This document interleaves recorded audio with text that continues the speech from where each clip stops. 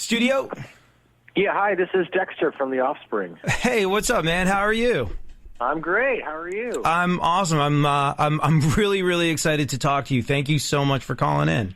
Oh, sure thing. Can you talk real quick so I can make sure I got a level on you? Yeah. Hey, how's it going? It's going good. So you're still having all kinds of fun, aren't you? Oh, man, that's for sure, man. It's just, I got the best job in the world. I'm a singer in a rock band, right? Well, I mean, I went and saw Summer Nationals when it rolled through San Diego over the summer. And that was the most fun I've had at a show in I don't know how long.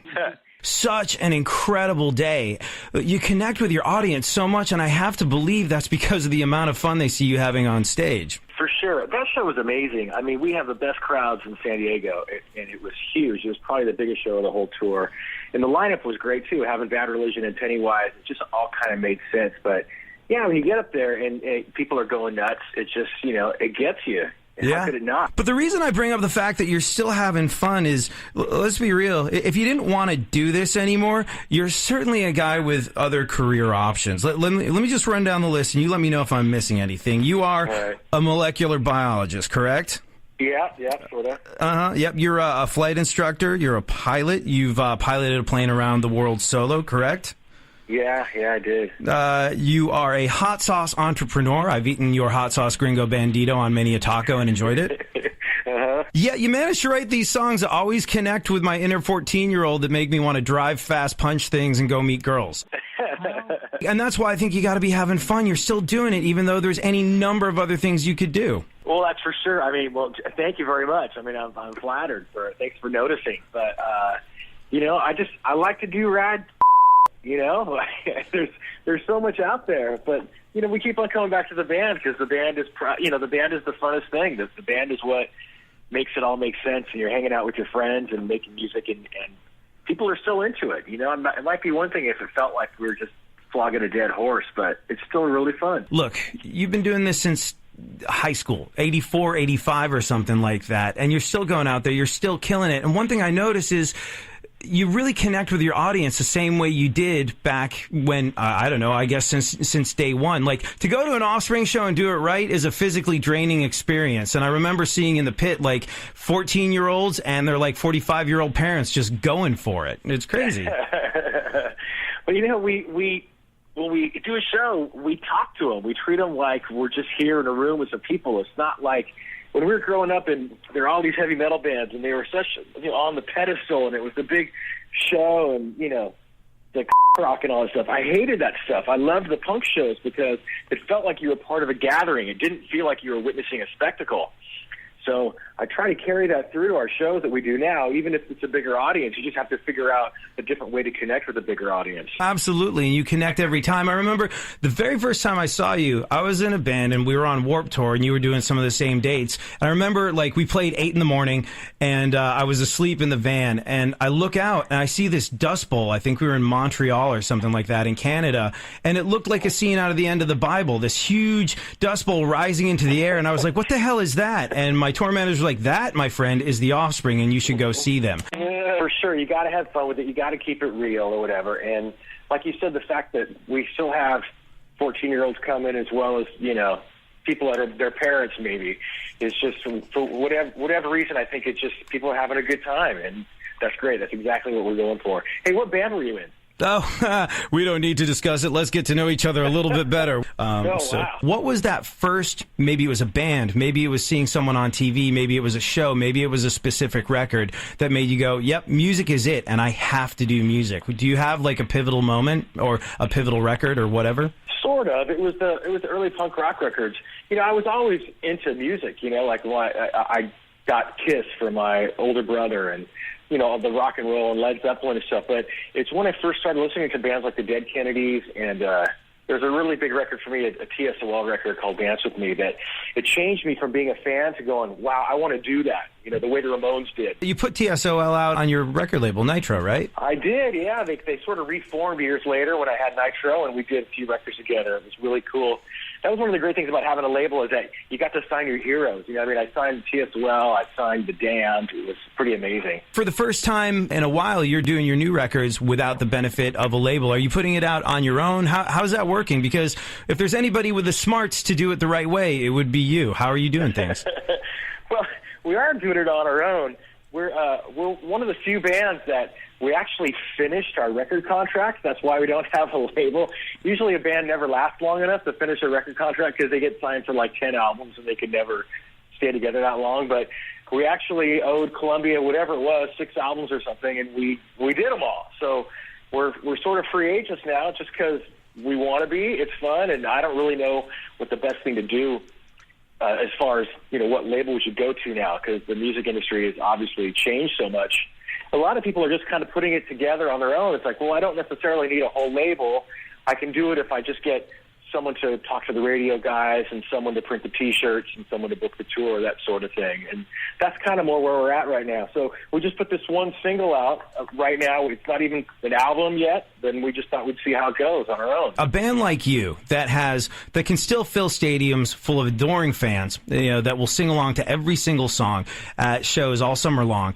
Do you think you really need a label? I mean, you can make your own music, you can put it out. It doesn't require this enormous machine. And you seem like a band and a person that's always been kind of in charge of your own destiny. Right.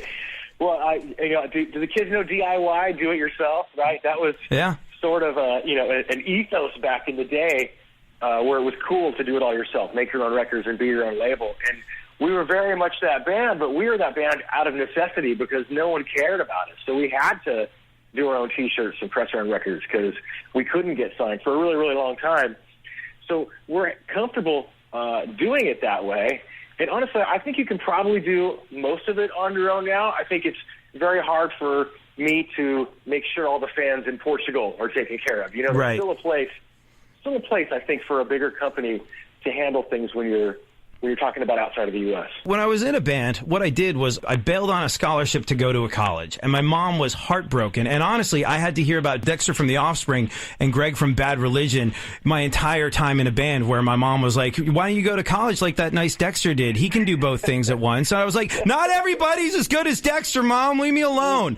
And you were kind of a thorn in my side with my relationship with my mom, just because you chose two of the most stressful career paths ever. Like, you look at a Scott Weiland, can't handle being a rock star. You look at my cousin who's a physicist, couldn't handle being a physicist, and kind of, you do both of those things. You're a scientist and you're a rock star. How do you manage it? Because you do it like it's nothing. Well, first, I feel like I should call your mom. Yeah, I think you should call my mom too.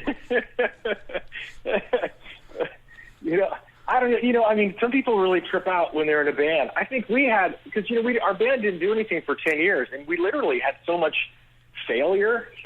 You know what I mean? That it made us kind of like take things more in stride when it finally happened. It wasn't such an all of a sudden thing that really trips people out and breaks bands up and all that kind of thing. It was very, very much a slow thing, I guess. So that's part of it. I was going to school on the side because, I had to do something. Right. And when the band really took off, I was able to take a leave of absence from school. I'm going back to finish it now, but yeah, it's tough. It's really tough to juggle both. Yeah, I can imagine most people can't deal with one of those things, yet you're doing it and making it look remarkably easy. You're going back to school, and I know the old joke is like, oh, he's trying to cure AIDS, but you are actually part of a team that's doing some very significant AIDS research, aren't you? Well, yeah, I'm going to school at the University of Southern California, and it's molecular biology, which is sort of like genetics, and one of the things that you can do in molecular biology is AIDS research, studying the HIV virus. And we're kind of looking at stuff mostly with computers, actually, to try to figure out, chinks in the armor, I guess, see if there's some way you can figure out how to attack it and maybe create, you don't want to say a cure because that's way out there. But, right. Maybe something to make a dent. Yeah. Make a dent. Just making a dent in the Black Plague of the new millennium. No big thing. Now I'm going to go play a stadium. It's just fine. You've got to be so, I don't know, do you feel like you know yourself really well? Because, to be able to surf through your various careers and have handled it all, have you spent hours in analysis or something like that? Or are you just emotionally intelligent and just know what's right for Dexter? Dude, I don't think I think about it that deep. I just look at something and go, oh, man, that would be really cool. I want to do that. And, maybe I should have more sense than to take on all this stuff. Like, if I had known that the band was going to be as hard as it was, maybe we would have never started. If we had realized how truly terrible we were as musicians when we started, maybe we would have hung it up. But it's amazing to me that it took you, I guess, 10 years to get signed, because you've sold hundreds of millions of albums. Is it that the fact that it took record label weasels 10 years to wake up to the fact that they were passing up a gold mine is sort of beyond me? Did you feel some sort of vindication after you broke through and became one of the biggest bands on the face of the planet? Well, for sure, because we were doing something at the time that people didn't get, and now, people like punk rock and stuff, and it's cool and stuff, but it really was kind of weird, kind of out there back then. So when people first started catching on to it, it felt like a big, like you said, kind of a vindication. Like, yeah, hey, us and Rancid, we were right all along. Pennywise, all the bands that I knew were great, and all of a sudden people were paying attention to them. That was a really good feeling. I got to assume that you must have played a lot of shows with Bad Religion over the years. We have, yeah. So what with Greg from Bad Religion being, he's a paleontologist, right? Bottom line is, both of you are scientists. Now, when people picture what happens backstage at rock shows, I would imagine it's a very different scene if the two of you get together, as opposed to sort of like chicks, beer, party. Is it sort of like lab coats, Bunsen burners, and beakers? We talked school once on the tour. A lot of times, like, they're kind of coming as we're going, if you know what I mean, because sure. They're driving to the next town and stuff. And especially when you're on tour with a band for, it was like 5 or 6 weeks, you actually don't really hang out every day. You kind of pass each other in the hall. Hey, how's it going? The way you would with anything else and stuff. But we did pass each other, and we talked at school for a little bit, and it was just kind of funny hearing where he was coming from, and we could kind of share some of the same things about trying to get through the process of getting the degree, which is what I'm trying to do now. I'm way behind graphing. He's been done for years now. Right. I don't know. I just have this mental image in my mind of you being like, let's get together and talk about smart people stuff. These knuckle draggers are nice, but I need to nourish the enormous thing that's hiding in my cranium. Let's go do some smart people things. Yeah, we put on our goggles and turn on our Bunsen burners, and we, boiled green ooze and cured AIDS. So after you're done boiling green ooze and curing AIDS, you're back out on the road supporting this single. Are you going to be... and don't you think it's kind of cool having sort of like a singles-based thing? I remember D. Boone and Mike Watt from Minutemen, two of my biggest heroes ever. And I remember once they said, there's really only two things. There's the show, and then there's a flyer for the show. And the show's a show. The flyer is anything that gets people to come to that, whether it's a radio interview like this one, or whether it's an actual flyer, or whether it's your single. Do you feel like we're kind of back at that point where it's just about getting people to the show? It's like the single's a calling card, if you kind of, right? Yeah. Well, I don't know. We really like being a band, and I want to continue to do it.